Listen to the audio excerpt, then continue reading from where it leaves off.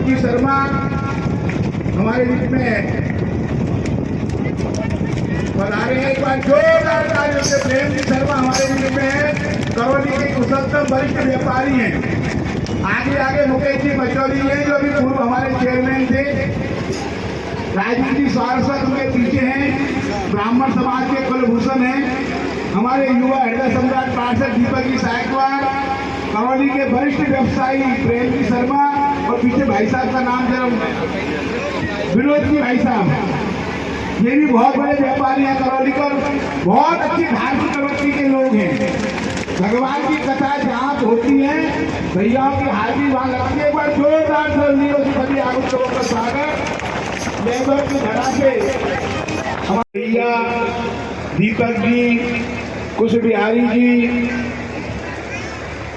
और हमारे प्रेम जी, ये सब वो लोग हैं जो करौली जिला मुख्यालय पर बैठ करके सुदूर गांवों में बसने वाले सनातनियों के लिए हर प्रकार से लड़ाई लड़के और धर्म को मजबूत करने का काम करते हैं। ये यहाँ पे कोई निमंत्रण देकर के नहीं बुलाया है, इनके पास कोई इन्विटेशन कार्ड नहीं, और मिश्री लाल जी वैद्य परिवार तो शायद कभी इनके पास गया भी नहीं होगा। लेकिन जब अखबार और टीवी के माध्यम से पता चला कि यहाँ पे सारे समाज के लोग, यहाँ कोई जातीय बंधन नहीं है, यहाँ पे सब सनातनी होकर के भगवान की कथा सुन रहे हैं, तो ये अपने पैरों को नहीं रोक पाए। इन्होंने कहा कि जहां हमारा सारा सनातन एक जाजम पर बैठ करके वैष्णव रूप में भगवान की कथा सुन रहा है, तो हम उस क्षेत्र में जरूर जाकर के भगवान की कथा सुनेंगे। और मैं धन्यवाद देना चाहता हूं लहदौर की आम जनता को, जिसने मेरे एक दिन के आभार पर, जब मैंने तुलसीदास जी की चौपाई का अर्थ आपको समझाया कि जाति पात पूछे नहीं कोई, हरि को भजे सो हरि को होई। ये तो वोट बैंक के जो पाखंडी लोग हैं, जो सनातन धर्म के विरोधी लोग हैं, जो सनातन धर्म के खिलाफ एजेंडा चलाने वाले लोग हैं, उन लोगों ने जात पात को मजबूती दी है।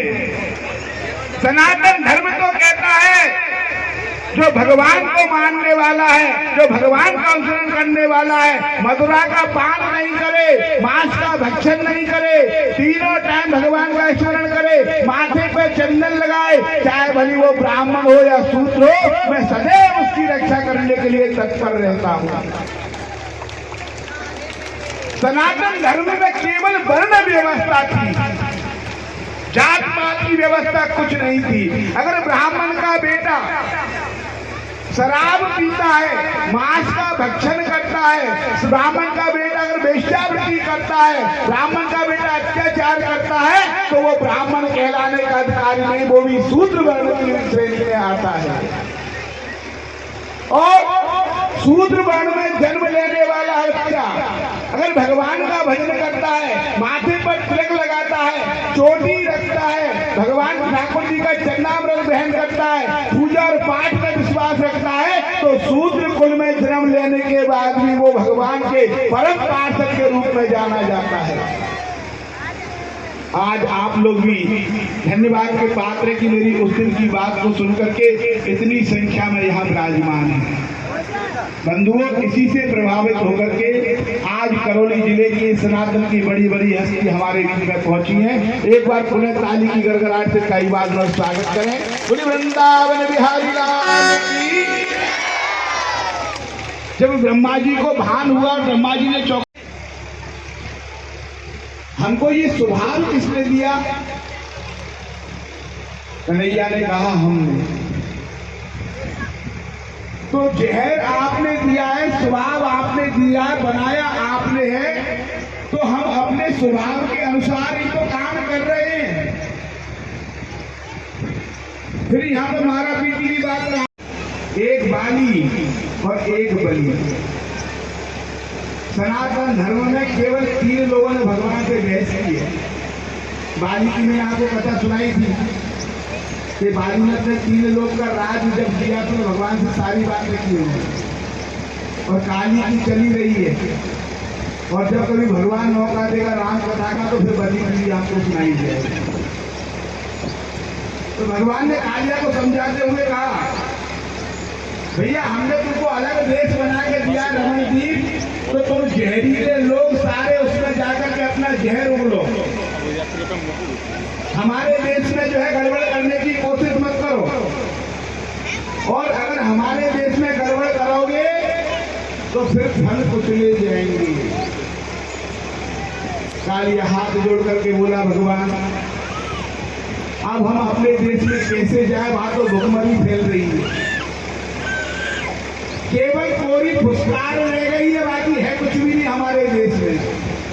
ना खाने को आटा है, ना तुमने जो बच्चे को जो पानी पी के काम चला रहे वो भी बंद कर दिया।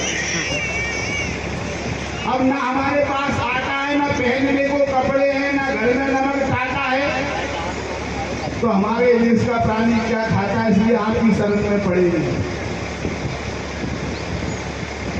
भगवान बोले, कालिया अगर हमारी शरण में रहना है तो हमारे नियम और अनुसार के, हमारे नियम के अनुसार रहना पड़ेगा।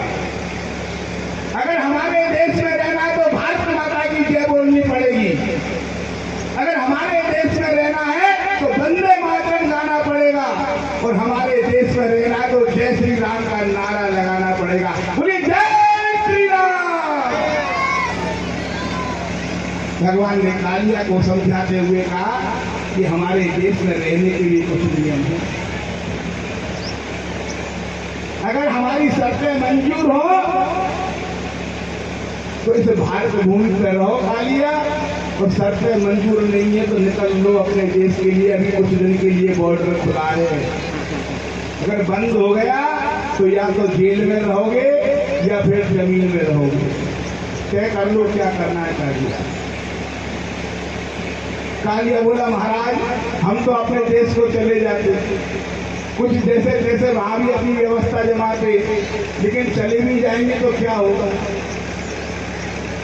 आजकल आपके पास में इतना शक्तिशाली गरुड़ है, पता ही नहीं चलता है कब जाकर के हम 40 को मारते हो 400 को उड़ाया, तो हम तो वहां भी सुरक्षित नहीं है। तो हम तो जो है आपके देश में रह करके महाराज आपके अनुसार अपना जीवन यापन कर लेंगे, आप हमारे ऊपर करुणा की कृपा करो। बंधुओं, भगवान ने कहा कि अगर हमारे देश में रहना है तो चलो कालिया, मैं तुम्हारे ऊपर अपने दोनों पैरों के चिन्ह देता हूँ। इन चिन्हों के स्वभाव से आपका स्वभाव बदल जाएगा, और आपका जब स्वभाव बदलेगा तो आप प्रेम से हमारे सनातनियों के साथ में मिलकर के जीवन यापन कर लो। अगर कहीं तुम पैरों के चिन्ह भूल करके अगर तुमने गड़बड़ करने की कोशिश की तो तुम्हारे फल को चलने में हम देर नहीं लगाएंगे। इस प्रकार से भगवान ने कालिया को अभय दान देकर के और काली देह को जहन से मुक्त कराया। बंधुओं, एक दिन कन्हैया ने देखा कि